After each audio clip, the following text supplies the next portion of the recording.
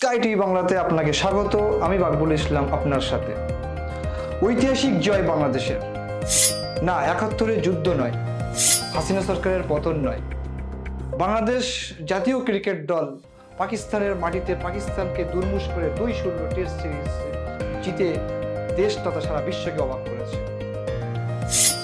দেশের যখন বর্তমান পরিস্থিতি টালমাটাল রয়েছে, যখন অন্তর্বর্তী সরকার, ঠিক সেই মুহূর্তে বাংলাদেশ জাতীয় ক্রিকেট টিম পাকিস্তান দলকে হারিয়ে তারা ২-০ সিরিজে জিতে গিয়ে তারা আজ দেশের গরিমা উদ্ধার করেছে।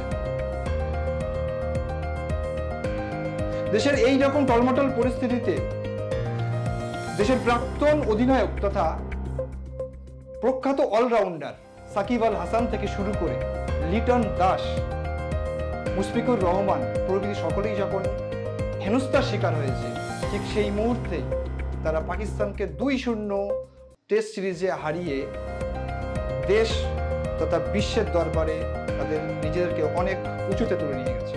একসময় যে পাকিস্তান বাংলাদেশকে শাসন করেছে, দাপিয়ে বেড়েছে, আজ সেই বাংলাদেশ পাকিস্তানের মাটিতে দাপিয়ে খেলে ২-০ টেস্ট সিরিজ জিতে তারা বিশ্বের দরবারে নিজেদেরকে অনেক উঁচু করে তুলেছে। এবং এই পাকিস্তান আগামী ২০২৫ সালে যে টেস্ট বিশ্বকাপ হতে চলেছে, সেই টেস্ট বিশ্বকাপ থেকে অনেক দূরে সরে চলে গেল।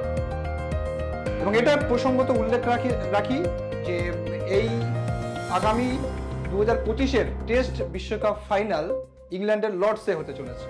পাকিস্তানের মাটিতে বাংলাদেশ যে পাকিস্তানকে ২-০-তে হারিয়েছে, প্রথম ম্যাচটি ১০ উইকেটে জিতে যায় বাংলাদেশ, পরবর্তী ম্যাচটি ৬ উইকেটে জেতে। টেস্টের ম্যান অফ দ্য সিরিজ হয়েছে মেহেদী হাসান মিরাজ। এ প্রসঙ্গে উল্লেখ করা যায়, আইসিসি ক্রিকেট বোর্ডের চেয়ারম্যান হয়েছেন ভারতীয় ক্রিকেট বোর্ডের প্রাক্তন চেয়ারম্যান জয় শাহ। এই জয় শাহের পদ আগামী দিনে ভারতীয় ক্রিকেট বোর্ডে কে সামলাতে যাচ্ছে, নজর থাকবে সেই দিকে।